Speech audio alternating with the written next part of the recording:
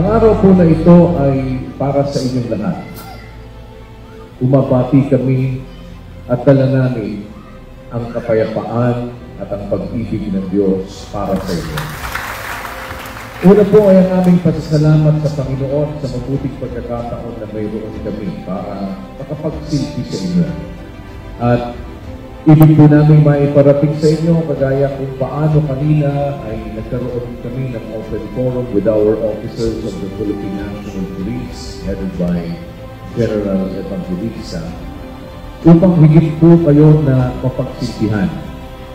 At ito ay dahil sa bahagi ito ng paniniwala, pananampalataya na itinataguyod ng members ng Church of God International.